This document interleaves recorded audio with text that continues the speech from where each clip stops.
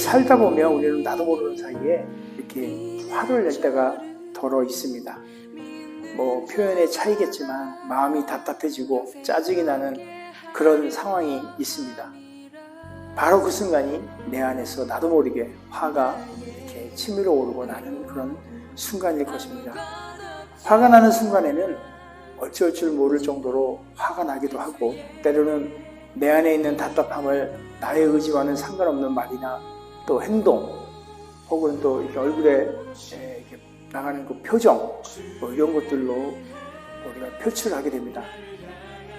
가끔은 말도 안 되는 소리를 듣거나 혹은 억울한 일을 당하거나 그럴 때, 또 예기치 않은 일들을 직면할 때 갑자기 뭔가 이렇게 쑥 하고 들어오는 그런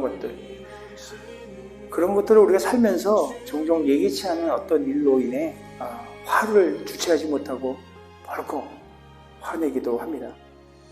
그런 것이 삶 가운데 아주 자연스러운 삶의 어찌 보면 한 부분이다, 이렇게 생각을 해봤습니다. 그런데 말입니다, 그렇게 자연스러운 일들이라고 생각하고 그런 화를 이렇게 내고 나서 곧바로 우리는 후회를 하는 경우가 많아요. 그래서 이제 여러분의 경우라고 얘기하기 좀 그렇고요, 그냥 저의 경우에요. 저는 화를 내다가요, 내고 나서 돌아서면 또 금방 또 후회해요. 왜 그랬지? 이렇게. 당장은 진짜 견디기 어려울 만큼 진짜 짜증나고 화가 나는 상황이지만, 잠시 그 상황이 좀 이렇게 벗어나면 별거 아닌 것 같고 내가 짜증을 했구나, 이렇게 화가 이렇게 좀 수그러들 때가 종종 있습니다. 그럴 때 되면은 좀 창피해요, 혼자. 근데 또 가오가 있으니까 창피하다는 말은 못하겠고 그냥 구렁이 담 넘어가듯이 쓱 넘어가죠. 그래서 화에 대해서 제가 한번 이렇게 위키피디아를 찾아봤어요. 그랬더니 이렇게 정의되어 있네요. 몹시 못마땅하거나 언짢아서 나는 성, 분노, 짜증, 여기에 유래된 병이 하나 있는데, 유래된 그 병이 화병이라고 되어 있네요. 한국에서 이게 특히 많이 나타나기 때문에 미국 정신의학회에서도 그 병을 미국 정신의학회에서 그 병명을 어떻게 표시하냐면 화병, 우리말 그대로 HWABYUNG, 화병, 공식 표기로 사용한다고 합니다. 화가 나거나 화가 치밀어 오를 때 화를 우리가 또 다른 말로는 열이라고도 해요. 열이라고도 하는데, 흔히 우리가 표현할 때 열받는다 이런 말 하잖아요.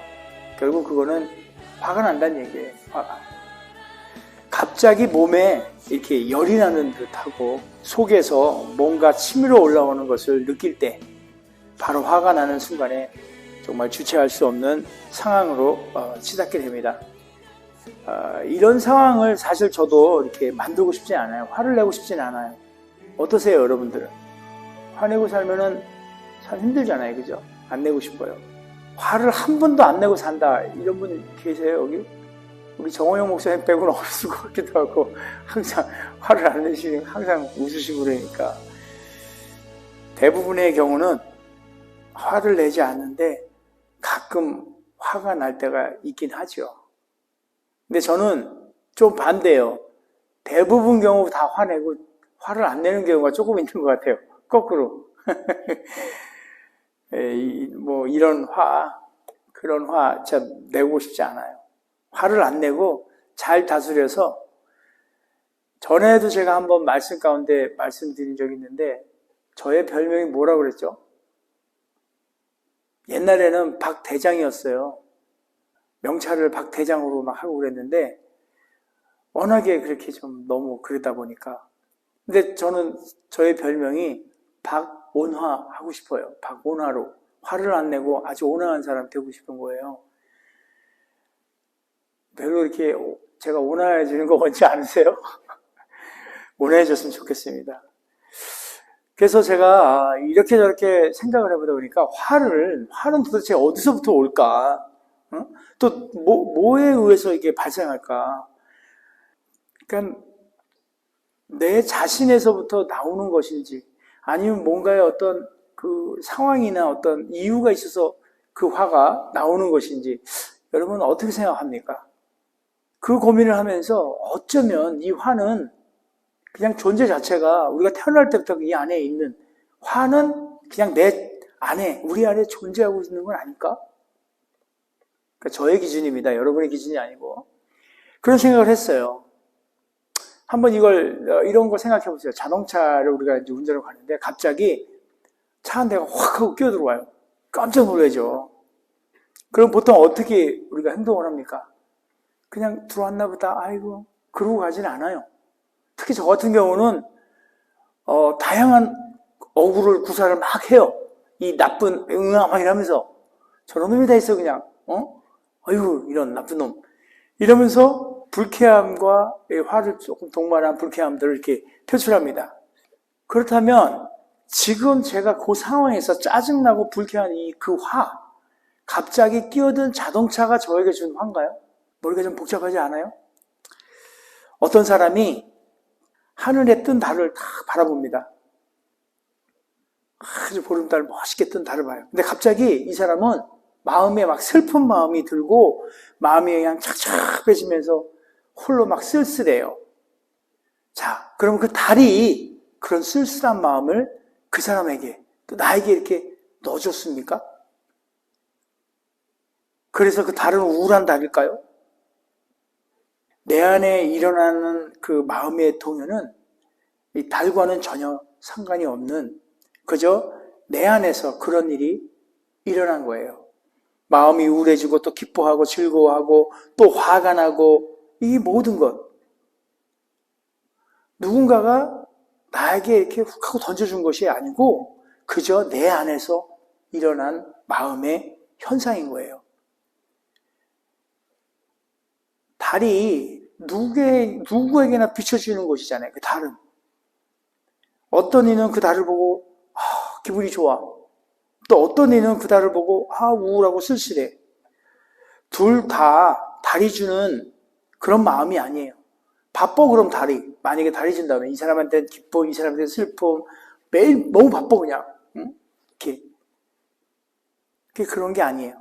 나의 마음 상태에 따라서 우리가 어떤 인생을 통해 겪은 그 경험 등을 통해서 우리 마음에 일어나는, 우리 마음 가운데 일어나는 어떤 어찌 보면 자연스러운 현상일 것입니다.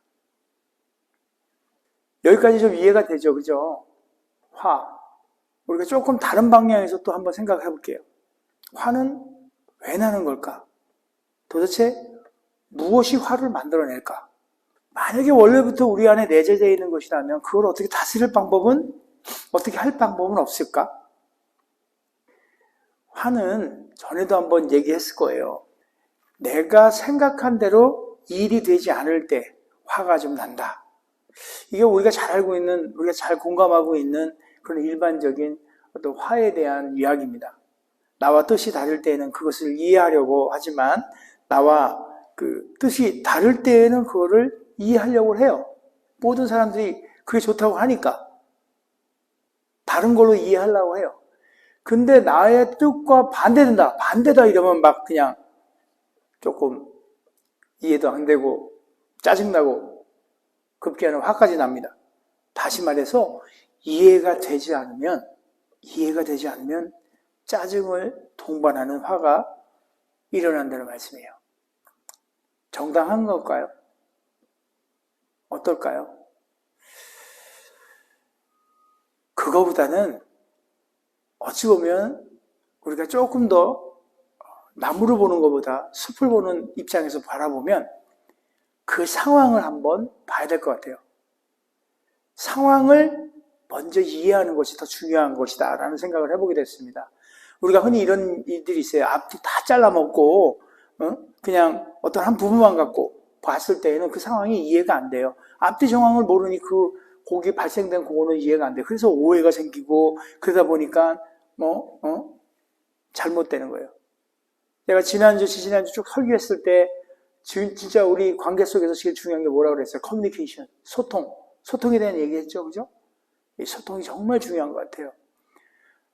요즘 한국에는 대선이 굉장히 열기가 뜨겁습니다. 곧 이제 선거가 있을 텐데 각자의 진영에서 뭔가를 얘기를 해요. 그런데 그들이 잘못된 거, 서로가 잘못된 걸 얘기하는데 앞뒤 다 잘라먹고 중간 것들만 다 해가지고 자기의 이롭게 이렇게 편집을 해서 이렇게 막 서로를 얘기를 합니다. 그거 불통에 아주 그냥 본인이 보내는 모습들이에요. 그 소통이 안 되니까 서로가 서로에게 악감정이 생기고 이해가 안 가고 그러니까 짜증이 나고 화가 나는 거예요. 그것뿐만 아니에요. 한국까지 갈 것도 없고요. 우리를 한번 돌아보면 이래요. 때로는 우리는 이렇게 인생을 살면서 바로 내 옆에 있는 사람, 늘 나와 함께 있는 사람과의 대화나 이런 것을 통해서 행동들에 대해서 다소 이해가 안 될 때도 더러더러 있어요. 바로 그럴 때 이해가 안 되니까 바로 그냥 황당해하고 짜증나고 화가 나는 거예요. 바로 내가 상황과 말이나 행동이 이해가 안 되니까 화가 나는 겁니다. 어떤 일이나 상황 등이 내가 원하는 뜻대로 되지 않거나 내가 생각대로 안 되어서 화가 난다. 화는 왜 날까? 그거에 대한 어떤 전체적인 상황을 보면 나는 이유는 나로부터 시작이 돼요. 이해가 안 되니까. 이해가 안 된다는 그 말은 나의 정당화를 위한 거예요. 화를 내는 거에 대한. 그게 참 복잡한 것 같아요.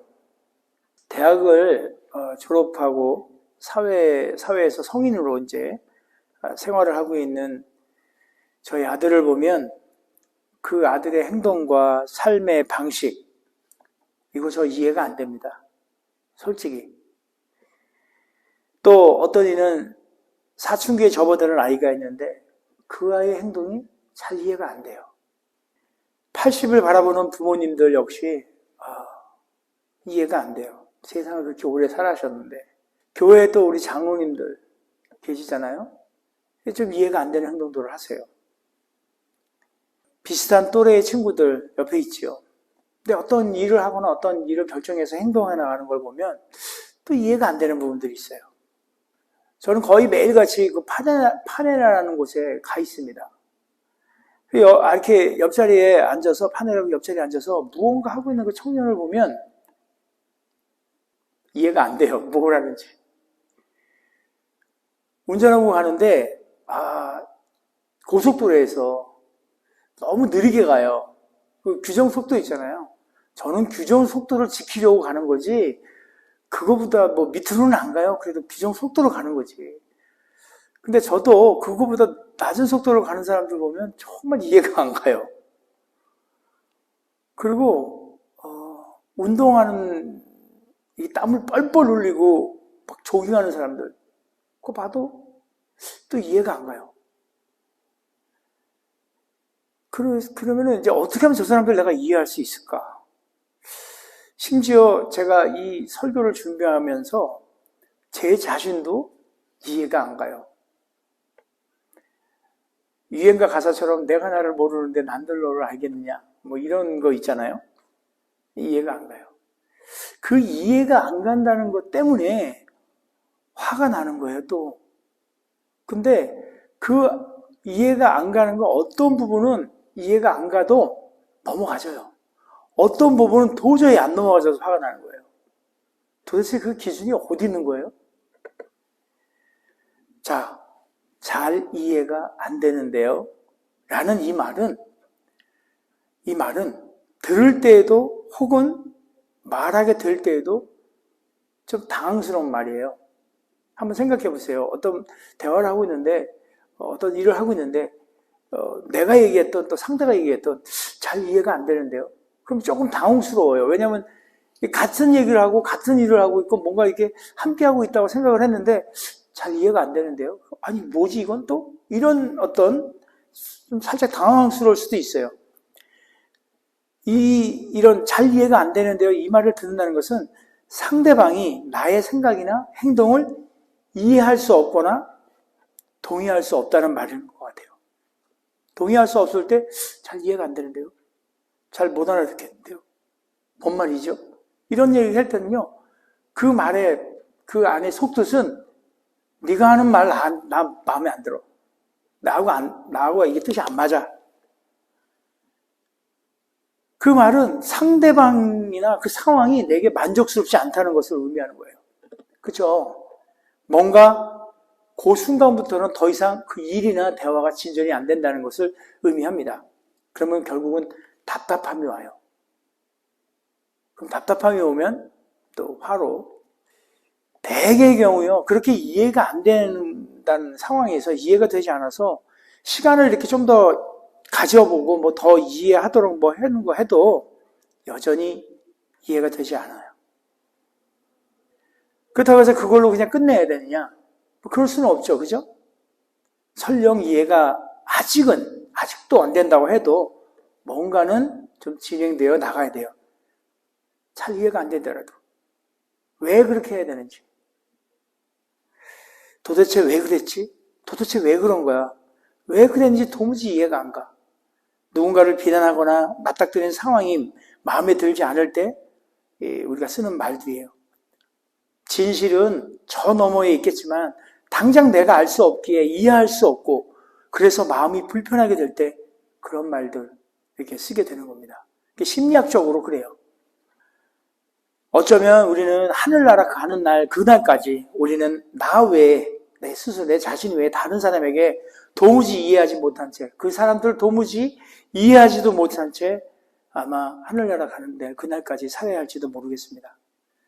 그러나 분명한 것은 그럼에도 불구하고 무언가를 우리는 해야 할 것 같아요. 그렇지 않으면 그냥 모든 게 다 나와의 단절이 되는 거예요. 사회와의 단절이 되는 그런 삶을 살게 되는 거예요. 불편한 진실 앞에서 때로는 그것을 이해가 안 되지만 그냥 그것을 어떨 때는 받아들여야 될 때가 있습니다. 만약 이해가 안 돼서 그것을 참고 견디지 못하고 그것을 굉장히 계속 그냥 집중적으로 생각하고 그러다 보면 또 화가 치밀어 오르고 그런 불편을 겪게 되고 그러다 보면 뻥 하고 터져서 바깥쪽으로 표출됐을 때 주워담을 수 없을 때 그때 또 후회하게 되는 거예요. 이런 경우가 아주 뭐 저에게는 흔할 수도 있겠지만 여러분께는 흔하지 않지만은 제가 얼마 전에 겪었던 일인데요. 이건 혼자만의 어떤 생각들이에요. 식당을 갔는데 코비드 검사 받은 거 하고 내 아이디를 보여달래요. 그거 엄청 짜증나는 거예요. 왜 짜증날까요? 왜 화가 날까요, 제가? 내가 보기에는 딱 보면은 내가 접종 받게 생기지 않았어요? 그런 거예요. 나 혼자의 착각과 나 혼자의 기준으로 이미 나는 너 나 알잖아. 이런 식의 것들이 있는 거예요. 두 번째로는 아이디를 보여달래. 화가 쫙 나는 거예요. 내 마음 안에요. 특히 우리 장로님 그런 마음이 있을지 몰라요. 1번 순서 보면 마음이 콩닥콩닥 뜨는 것이 이상하게 저도 외정시대 겪었지도 않은 아주 이런 젊은 목사인데 또 불구하고 경찰 그러면 굉장히 기분이 안 좋아요. 경찰차가 뒤에 오잖아요. 난 잘못한 거 하나도 없습니다. 근데 괜히 싫어요. 그래서 깜빡이를 켜고 오른쪽으로 가서 너 가 이렇게. 그리고 속도도 줄이고. 왜 그럴 것 같아요? 이미 내 마음속에는요. 또 내가 경험해왔던 이런 경험 속에는 경찰은 굉장히 나를 힘들게 한다. 짜증이 나는 이런 일들이에요. 그런데 식당에 갔더니 캐시어 하시는 분이 웨이트리스 이분이 경찰 행동을 하는 거야. 면허증 보여줘. 아이디 보여줘. 경찰 같아지는 그런 환경과 이런 여러 가지 종합적인 경험적인 상황으로 짜증이 확 나면서 제가 그랬어요. 어디 그런 게 있냐고. 그 화를 좀 내고 보여주긴 했어요. 그러면서 이내 또 돌아와서 이렇게 앉아서 보니까 생각해 보니까 또 화를 냈네. 그것도 시간이 흘러서 보니까 일리노이 주법에 그 두 개 다 보여주게 돼 있더라고요. 그러니까 이거 아무것도 모르니까 괜히 짜증내는 거야. 내 경험에 의해서.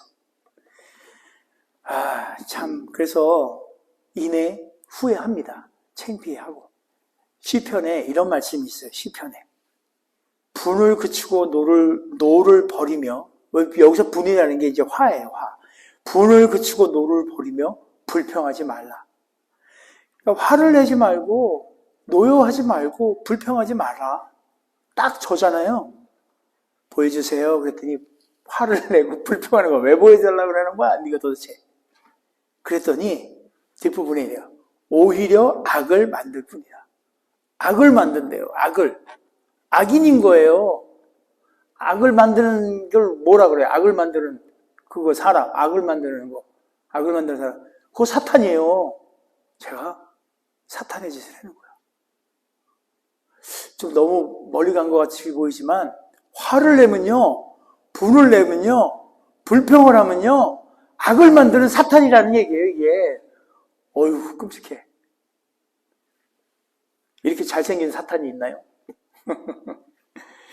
결국은 화를 내면 더 불편하고 어려운 일이 생기는데 바로 악을 만드는 일이다라고 시편 기자는 말씀하고 있습니다. 그러니까 화를 내면 곧 악을 만드는 일.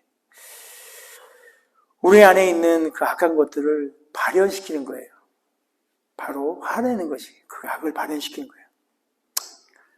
우리가 살다 보면 정말 이해가 안 되는 사람들을 만나게 됩니다.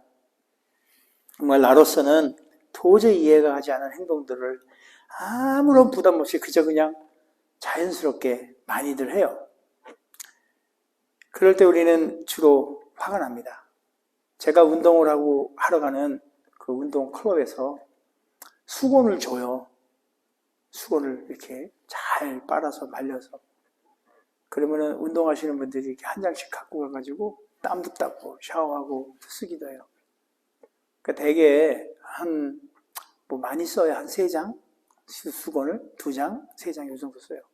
저는 한 장만 쓰려고 합니다. 그것도 물론 더 써도 되지만 굳이 여러 장 쓸 거 없다 생각하고 다른 사람들도 생각하고 근데 한 10장씩 쓰는 인간들을 보잖아요. 제가 화가 나요. 쟤 왜 저렇게 쓰지? 요거 조금 닦고 또 휙 던지고 요거 조금 닦고 휙 던지고 거기까지도 좋아요. 10장을 한 대만 쓰고선 보통 쓰면은 이게 수건을 담는 데가 있는데 거기다 놓지도 않고 온 데 방에 다 해요. 샤워실이 있으면 샤워실에 들어가면 자기 거 갖고 들어가서 샤워하고 거기에 이런 게 다 있어요. 샴푸니 뭐니. 그거 딱 쓰고 깨끗하게 이렇게 해가지고 나오면 돼요. 근데 거기에 지가 가지고 갔던 거 또 수건 썼던 거 그냥 막 여기저기 걸어놔요. 다음 사람이 쓰기가 힘든 거예요. 그러니까 그런 것들을 보면 화가 나요. 그래요. 그런 화들 정말 어떻게 해야 될지 모릅니다. 정말 저 사람, 어떤 사람들, 어떤 행동들 보면 이게 비난 이렇게 어떤 사회생활을 하면서 이렇게 겪는 거 내가 잘 모르는 사람을 봐도 이러는데 우리 가까운 사람 봐요. 자녀에게도 화가 나요. 자녀에게도. 나를 낳아주시고 모든 것을 걸어서 나를 이만큼 키워준 부모에게도 화가 나요. 심지어는 사랑한다고 그러면서 부부의 연을 맺은 사람들에게도 화가 납니다. 어떻게 생각이 들까요? 왜 그럴까요? 내가 내 주변에 제가 사람을 이렇게 택한 건 아니잖아요. 그냥 내 곁에 와 있는 사람들이 있어요. 부모 자식의 관계가 내 곁에 와 있는 사람들이에요. 그리고 교회라는 공동체 내에서도 만나는 사람들도 내 곁에 와 있는 사람들이에요. 직장을 다니면서도 나와 함께 동료로서 같이 생활하는 사람들도 다 내 곁에 와 있는 이런 사람들인데 그 사람들로부터 화가 나요. 그런데 여기서 한번 생각을 해보고 싶은 거는 왜 그 사람들을 하나님께서는 그 사람들을 나와 같은 그 한 울타리 안에 있도록 하였을까? 왜 그 사람들하고 내가 인터랙션한 어떤 관계를 맺고 살게끔 했을까? 아이, 걔들만 없어도 내가 지금 화도 좀 덜 내고 이럴 텐데. 그렇게 살면서 나 이 사람 이해가 안 가. 정말 안 돼. 이 인간 정말 구제불능이야. 그렇게 화를 내면서 어쩔 줄 모르고 막 그래요. 그런데 그러면 뭐가 해결이 되나요? 해결 안 돼. 오히려 내가 짜증내고 내가 승질내고 막 그러기 때문에 나만 손해예요. 나만 손해. 그러면은 그 상황을 이제 한번 생각해 보려 합니다. 왜 그런가? 왜 그런 생각을 하고 왜 그런 일이 있을까? 그 왜라는 걸 알면 우리가 해결할 방법이 있죠. 왜 그런 걸 알면은 이제 그것만 찾았으니까 그것만 대처하면 됩니다. 도대체 왜 그런 거야?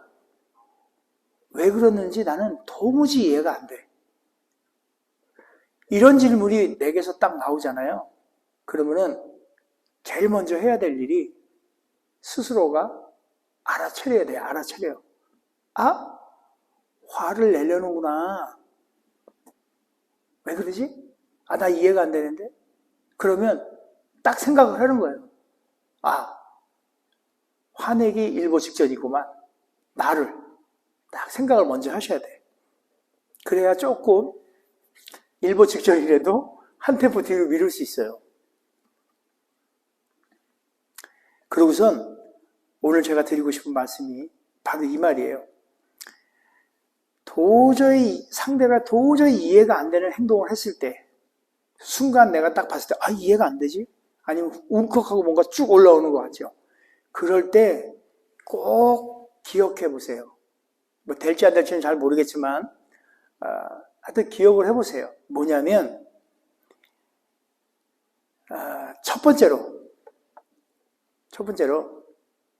그렇게 나에게 비춰진 그 상대는 그게 바로 이 사람의 최대 약점이구나. 이게 바로 이 사람이 최대의 약점이구나 라고 생각을 해보는 거예요. 지금 발생한 상황이 누가 봐도 진짜 객관적으로 누가 봐도 내가 옳고요. 저 사람이 틀렸다고 판단이 됐을 때 우리가 화가 나는 거잖아요. 그러니까 그렇게 판단될 때 우리가 생각을 이렇게 정리해야 돼요. 이 사람 다른 거는 정말 다 잘하는데 요걸 못하는구나. 내가 이해가 안 되는 그 부분. 요거를 이 사람이 못하는구나. 이걸 잘 모르는구나. 이걸 잘 이해를 못하는구나. 이게 바로 이 사람이 가장 취약한 아킬레스건이구나. 라고 생각을 하는 거예요. 정리를 해보면 내가 화나는 것을 알아차려야 돼요. 왜지? 왜? 이런 게 화가 딱 나온다. 그걸 알아채고 그러고 나서 일어나는 그 일에 대한 거에 대해서 이 사람은 정말 이걸 잘 모르는구나. 그래. 잘 모르는구나 하고 생각하면서 약간 그 사람을 조금 한번 불쌍히 여겨보는 거예요. 근데 잘해야 돼요. 거기서 불쌍해 보인다고 이렇게 생각한다고 그래가지고 그 불쌍해 보이는 거를 행동으로 확 옮겨버리면 그건 이제 싸움 납니다. 왜냐하면 속으로 이렇게 그래 이렇게 이해하려는 마음에서 요거를 이 사람이 약하구나. 이걸 잘 몰랐구나 해야 되는데 거기다 대고선 너 이거 완전히 불쌍해. 그래 이렇게 막 왜 좀 약간 비꼬게 되고 약간 뭐 이렇게 낮게 이렇게 깔아보는 듯한 행동과 말을 하면은 그건 또 싸움이에요. 그러지 마세요. 그러면 이제 보세요. 그렇게 그 사람이 이 부분에서 최대의 약점이 이런 거구나라고 딱 이제 그걸 우리가 인식을 하고 이해를 하려고 노력을 한다면 그 다음에 뭐 해야 되냐면요. 바로 그 사람의 약점에 대해서 우리가 참아주고 그 약점을 용납해주는 거예요. 용납해주는 거예요. 그러면서 해야 될 일은 성령 하나님께 기도하는 거예요. 그 약점이 하나님 그 약점을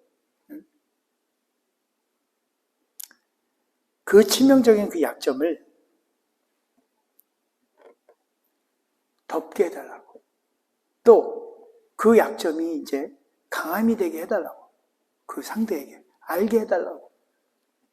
그러니까 상대를 위해서 성령 하나님께 기도하는 거예요.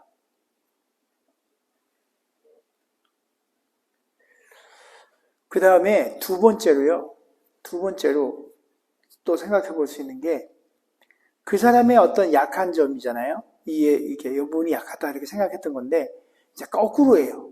이제 나를 봅니다. 뭔가가 아까 얘기했듯이 제가 경찰 얘기했고요. 그죠? 그거 코비드 카드 얘기할 때 뭐예요? 그 사람이 나한테 보여달라고 그럴 때 나의 치명적인 상처를 그 사람이 건든 거예요.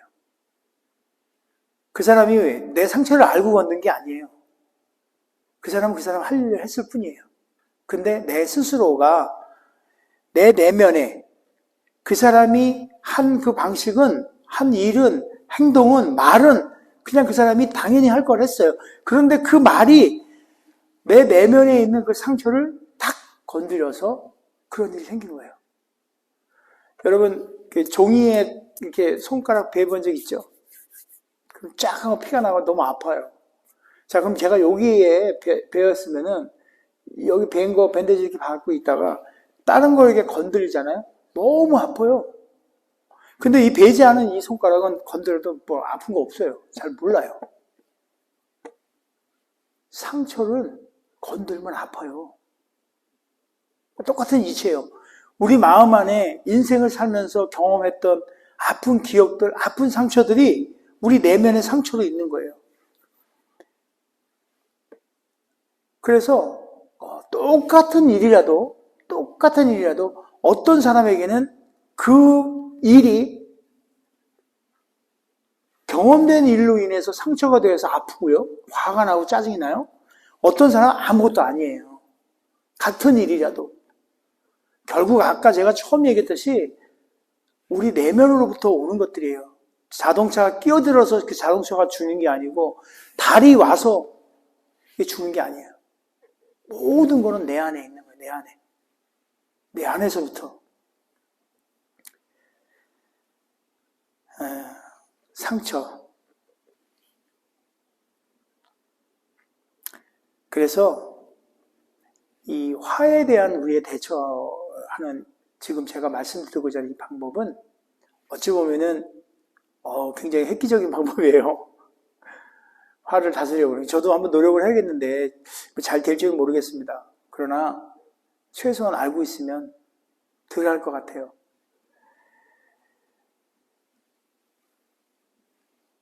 상대방의 문제라고 여겼던 것을 곧 나의 문제로 인식하고 그 상황들을 그냥 받아들이는 거예요. 사고의 전환으로 상대의 문제에서 내 안에 있는 문제로 눈을 돌려서 내게 있는 상처를 좀 찾아보는 거예요. 자, 그럼 그런 상처를 찾았어요. 어떻게 해야 될까요?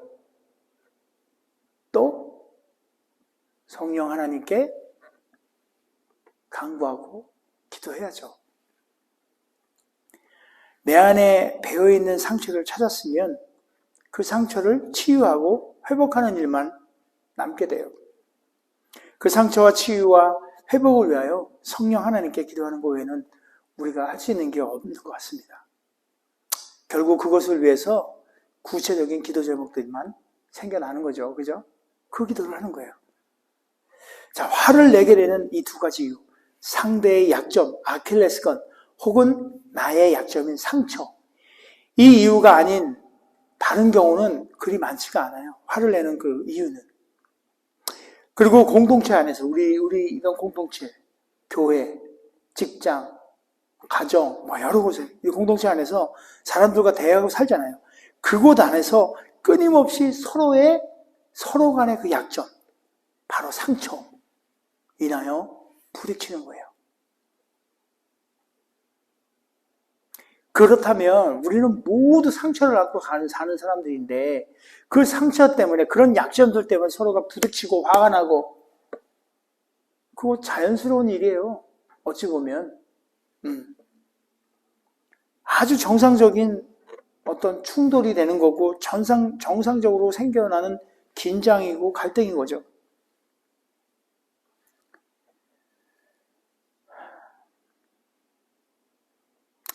아까 전에 우리가 질문했던 것처럼 왜 하나님은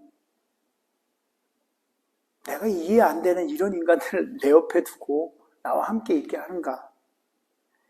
하나님께서 우리 모난 부분을, 그렇게 모난 부분들, 참지 못하는 이런 모난 부분들을 갈아주시고 섭리 가운데 정말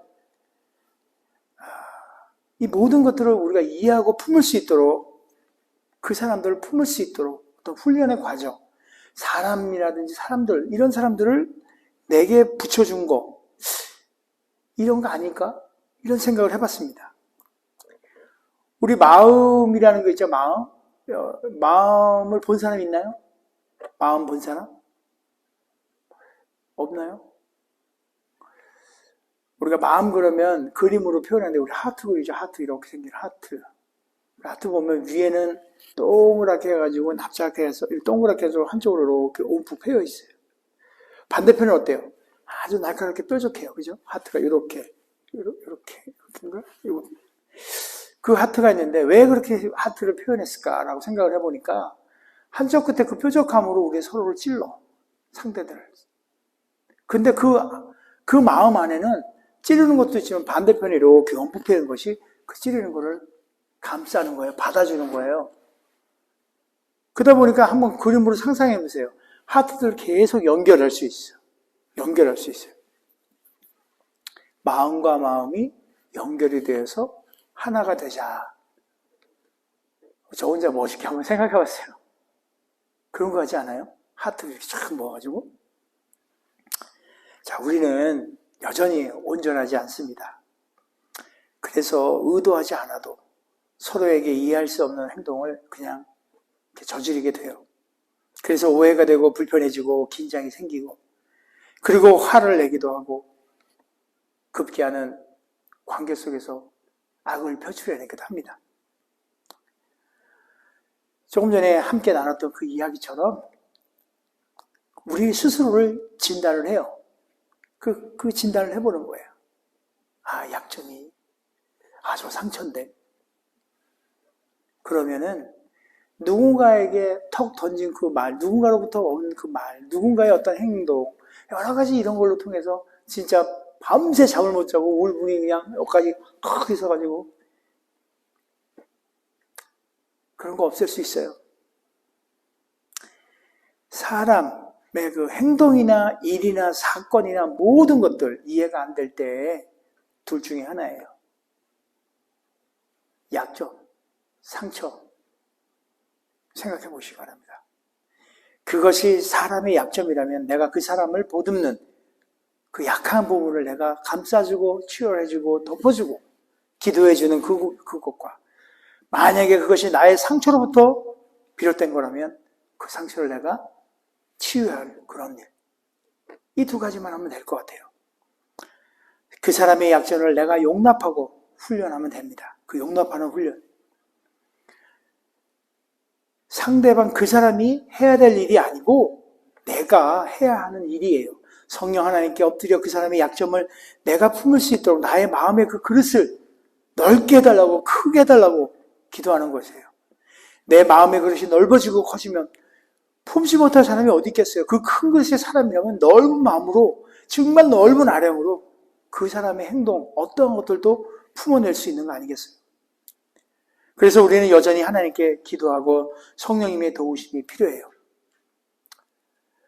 큰 마음을 갖기 위해서 기도해야 하는 것은 상대방이 하는 것이 아니라 바로 내가 해야 하는 일이에요. 화가 났을 때 해야 될 일, 첫 번째, 내가 해야 될 일이에요. 성령 하나님께 기도하는 일. 또 다른 하나는 나의 상처를 회복하는 훈련을 하는 거예요. 내가 예민하게 반응했던 그 상처, 내 속에 있는데 그 사람을 탓할 일이 아니에요. 그건 비겁한 거죠. 내 건데. 그 사람은 자기 할 것을 했어요. 자기 할 말 한 거예요. 내 상처가 그것이면 화가 나고 자존심이 막 상하고 기분이 나빠져요. 내가 그 상처가 내 건데 내가 그걸 건드니까. 그러고 나면 막 그냥 속으로 막 여러 번 죽여 그 사람. 내 마음속에 있는 과거의 상처가 치유가 되면 누가 나의 문제를 이제 치유가 됐잖아요. 누가 그거 건드려봐야 이제 아프지도 않는 거예요. 치유가 안 돼서 여전히 그 상처를 그냥 그대로 놔두고 방치하고 있으면 좋은 일을 하다가도 좋은 일 아주 너무 기뻐 막 즐겁고 막 이런 싹 있다가도 갑자기 쑥 하고 들어오는 거예요. 그 상처가 아무러 있지 않기 때문에. 시간이 간다고 해결되지는 않는 것 같아요. 그럼 우리가 경험에 의해서 겪어진 마음의 상처들은 우리가 또 어떻게 해볼 수도 없는 것 같아요. 마음의 상처들은. 이렇게 손가락 잘라지고 뭐 이런 것들은 뭐 의사들이 해서 고치기도 하고 하지만 마음의 상처는 그러지 않는 것 같아요. 그래서 누가? 성령 하나님이 우리의 그릇도 넓히고 성령 하나님이 우리의 상처도 치유해 주시고 누가요? 성령 하나님이. 화에 대해서 좀 얘기를 했습니다. 외부의 환경도 아니고 그 화는 처음에 말씀드렸듯이 저의 내 안에 있는 내 상태로부터 발산되는 것이다. 이렇게 생각을 해봤습니다. 잠언에 이렇게 쓰여져 있어요. 분을 쉽게 내는 자는, 화를 쉽게 내는 자는 다툼을 일으켜도 노하기를 반대로 화내는 것을 노하기를 더디하는 자는 시비를 그치게 하느니라. 이 말씀을 가만히 상고해 보면 화를 내는 사람은 다툼 가운데 있고 화내는 사람은 늘 그냥 시끄러워. 주변이 다투고 늘 그냥. 근데 화를 내지 않고 그 화를 다스리는 사람은 그 다툼을 그치게 한다는 말씀이라고 생각을 해봤어요. 결국 이 말은 뭐냐면 우리 가운데 있는 나의 약점과 나의 상처들 또 상대의 약점 그걸 그 사람의 상처로 우리가 알고 그럼 서로가 기도하는 거예요. 나를 위해 기도하고 그를 위해 기도하고 상대를 위해서 기도하고 성령 하나님한테 구하는 거예요. 이런 거예요. 큰아들이 아버지한테 얘기를 해요. 같은 일을 갖고. 그랬더니 둘째 아들이 또 아버지한테 같은 일을 갖고 또 얘기를 해요. 두 놈이. 아버지 입장에서 그래. 그 일을 우리 성령 하나님께서는 듣고 우리의 마음을 아시고 관찰하시는 그분께서 해결해 주시는 거예요. 더 이상 화나 분을 내지 아니하고 정말 성령의 그 평온한 평강의 하나님이 우리 가운데 있게 하시고 그 평온함으로 살 수 있다는 거죠. 결론은 이렇습니다. 더 이상 화를 내지 않고 화 때문에 마음이 휘둘리지 않는 방법은 오직 성령 하나님께 구하는 것입니다. 제 마음이 휘둘리지 않게 해주세요. 이렇게 구하는 게 아니에요. 구체적으로 오늘 말씀드린 그죠? 약점, 상처 이것이 정말 성령 하나님의 치유의 하나님의 치유가 우리 마음에 갖고 있는 정말 상처들, 억울함들 이 모든 것들이 치유가 되도록 해달라고 성령 하나님께 간구하는 거예요. 그렇게 되면 더 이상 약하고 약한 우리 마음, 언제나 깨어질 수밖에 없는 이런 약한 마음, 그 마음의 상처들이 치유가 된다면 더 이상 화로 인하여 우리 마음이 이리 갔다 저리 갔다 휘둘리지 아니하고 그 이리 갔다 저리 갔다 휘둘리는 그 마음 가운데 일어나는 찌꺼기 같은 그 악의 그 형태들이 바깥으로 표출되지 아니하고 오직 하나님의 평온만이 드러나는 저와 여러분이 됐으면 좋겠어요. 과거로부터 온 상처로 인해 아프기 때문에 상처 아프잖아요. 그 신음을 하는 것이 화인 거예요. 과거로부터 온 상처로, 그 상처로 인해 아프기 때문에 신음을 내는 것이 바로 화인 거예요. 그 화의 신음소리, 오늘 말씀해줘. 화의 신음소리. 그 화의 신음소리가 나와 또 다른 이에게 화가 되게 하고, 또 그것들이 악을 만들어내고, 그런 악사람들을 우리는 끊어내야 될 것입니다. 오직 성령 하나님을 의지함으로, 성령 하나님만이 하실 수 있기 때문에 우리는 성령 하나님께 그 일을 간구해야 되는 것입니다. 성령님께 우리의 상처들을 치유받아서 화의 신음소리를 더 이상 내지 아니하고, 그리하여서 더 이상 화를 내지 않고 그 화에 끌려다니지 않는 정말 하나님의 자녀다운 삶을 살아내는 저와 여러분이 되시기를 예수님 이름으로 축원드립니다. 하나님이 세상을 사랑하사 독생자 주셨으니 이는 저를 믿는 자마다 영생을 얻게 하려 함이라. 나의 의로움 아무것 없지만 오직 예수의 이름으로 놀라우신 주의 은혜, 나를 향한 그 사랑 가득 넘치네. 오 놀라우신 주님의 그 은혜, 영원히 넘치는 주님의 은혜.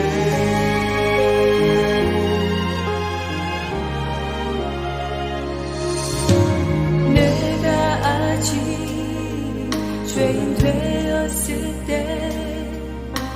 날 사랑하셨으니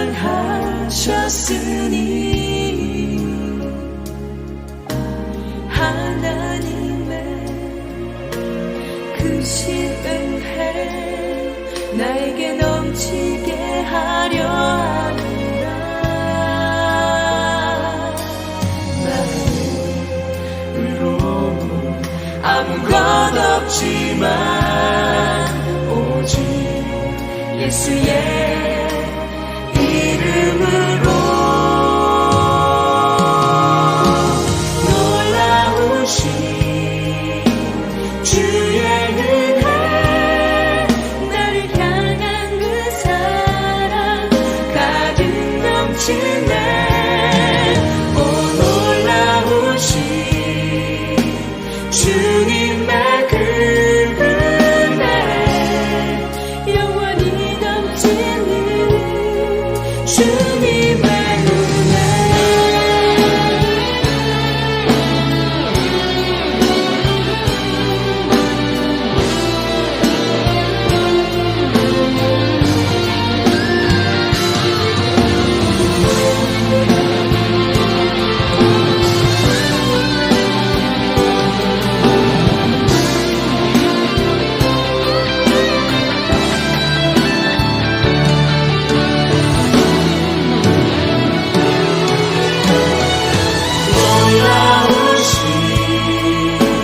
주님